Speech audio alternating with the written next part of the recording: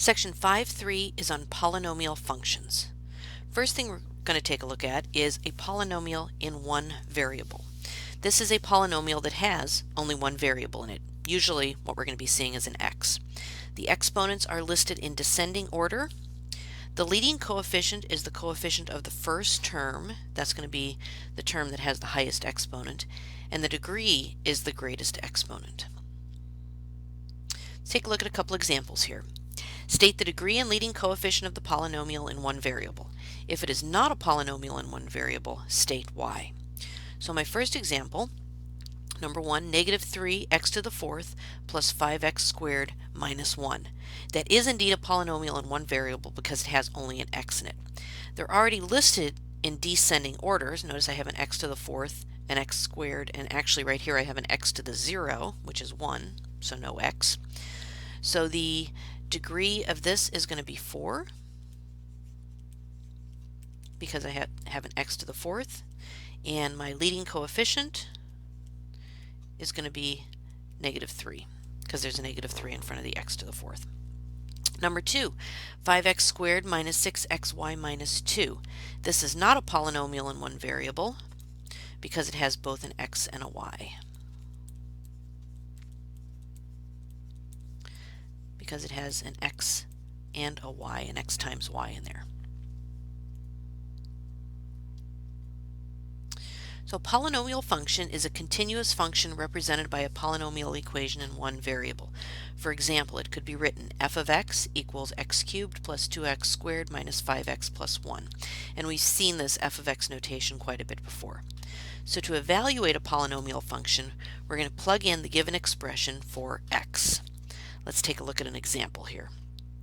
So we need to find g of 5a minus 2 plus 3g of 2a if g of x is x squared minus 5x plus 8. So I'm going to do this in two parts. First I'm going to find g of 5a minus 2, then I'm going to find 3 times g of 2a, and then I'll add them together. So g of 5a minus 2 means that I take my function g of x and I plug in 5a minus 2 everywhere I see an x. So I start with an x squared, so I'm going to need 5a minus 2 squared minus 5 times x, which is 5a minus 2, plus 8. Now I'll just simplify that. So 5a minus 2 squared is going to give me 25a squared, and foiling this, minus 20a plus 4, and then distributing a negative 5, negative 25a plus 10 plus 8, and that's going to give me, now combining like terms, 25a squared minus 45a plus, it's going to give me 22. So that's the first part of my expression here. Now I need to do 3 times g of 2a. So I'll do a 3 kind of outside the brackets here, and now I'm going to plug in 2a for this, for x in each of these. So 2a squared minus 5 times 2a plus 8. That's going to give me 3 times 2a squared is actually 4a squared minus 10a plus 8. And now distributing the 3, that's going to give me 12a squared minus 30a plus 24. Now my final answer, so g of 5a minus 2 plus 3 times g of 2a is going to be what I got for the first part. Oops. Sorry about that. Not sure why it's doing that. 25a squared minus 45a plus 22 plus what I got for 3 times g of 2a, 12a squared minus 30a plus 24. And combining like terms is going to give me 37a squared minus 75a plus 46. So it's a little complicated, but just do it step by step.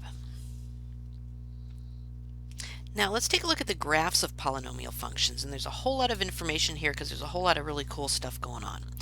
The degree of the function of the polynomial function is the maximum number of times that it can cross the x-axis. So here's an example, a little diagram from your textbook. A constant function has a degree of 0.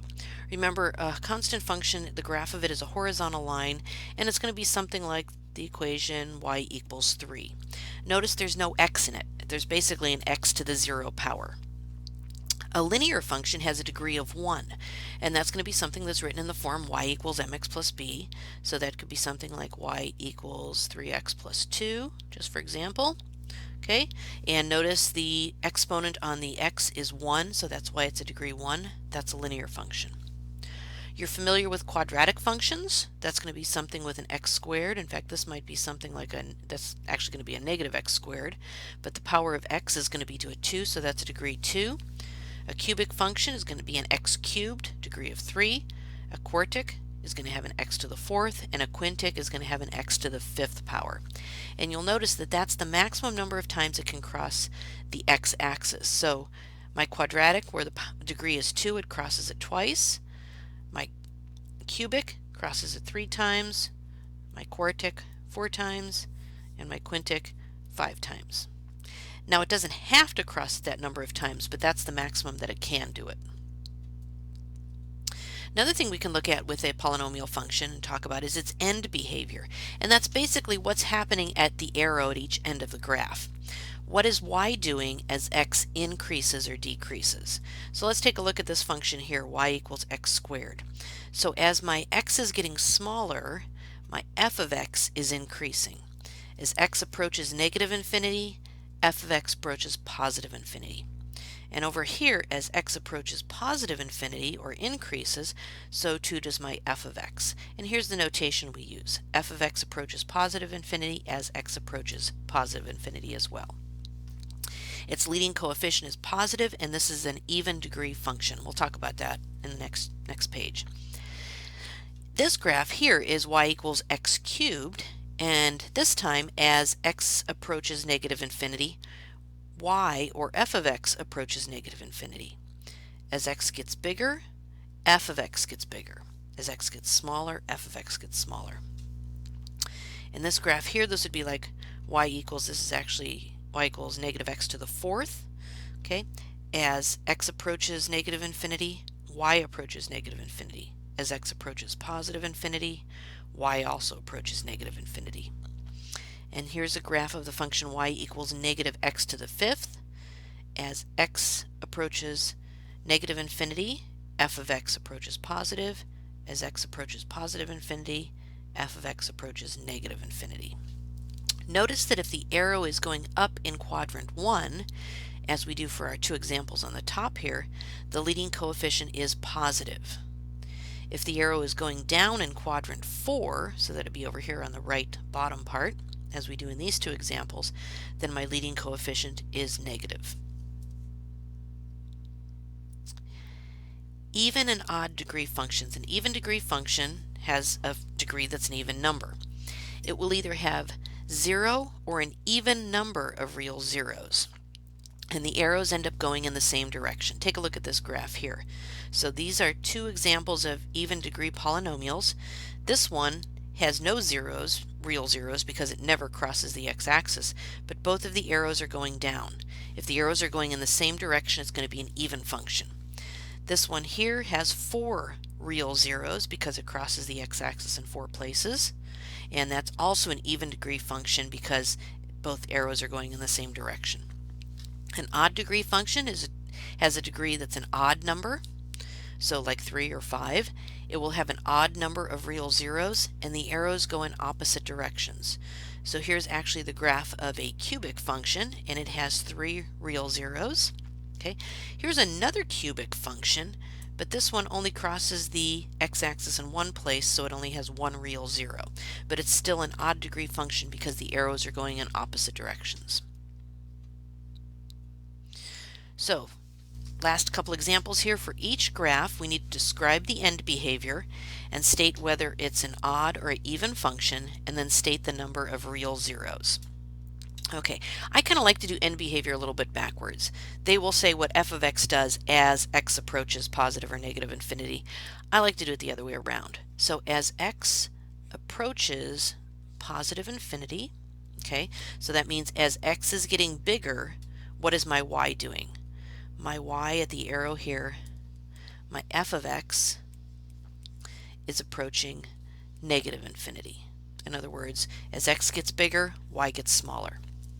Then I have to say, as x approaches negative infinity, what is my f of x doing? F of x approaches, well, let's take a look at it. So as x is getting smaller, my f of x is also getting smaller. That's also approaching negative infinity.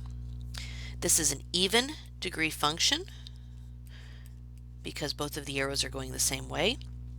And the number of real zeros, there's one here, one here, one here, and one here. So this has 4 real zeros.